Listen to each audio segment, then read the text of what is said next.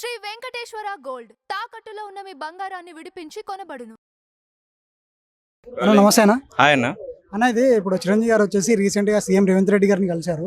So కలిసిన దాని తర్వాత చాలా వార్తలు వచ్చినాయి.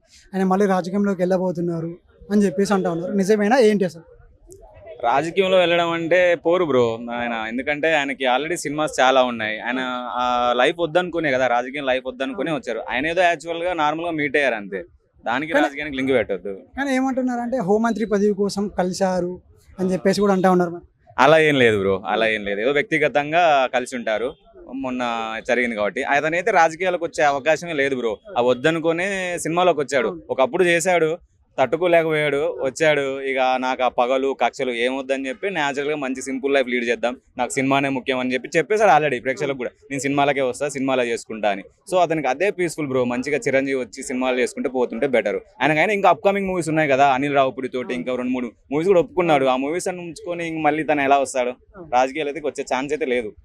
బ్రదర్ ఇప్పుడు మీరు సినిమా గురించి మాట్లాడారు కాబట్టి, సినిమా ఇప్పుడు విశ్వంబర రాబోతుంది. సో అది ఇలా ఉండబోతుంది అనుకోవచ్చు. చాలా రోజుల నుంచి చిరంజీవికి మంచి కమర్షియల్ హిట్ అనేది రావట్లేదు.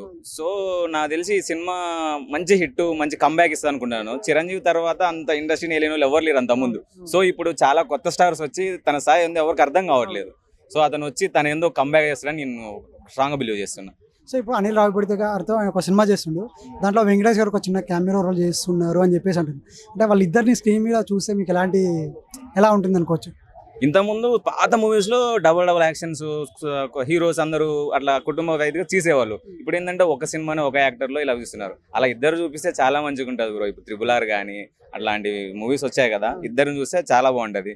నాకు తెలిసి వెంకటేష్ తో కొంచెం సన్నిహితం ఎక్కువ ఉంటది కాబట్టి వెంకటేష్ ని కెమెరా రోల్ చేసే అవకాశం ఉంది. మెయిన్ హీరో అయితే చిరంజీవి ఉండేటట్టున్నాడు.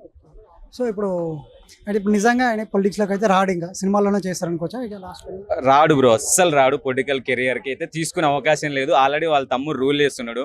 అతనికి అంత స్ట్రెస్ అవసరం లేదు. ప్రశాంతంగా సినిమాలు చేసుకుంటే ఫ్యాన్స్ ఎంటర్టైన్మెంట్ మెసేజ్ చాలు.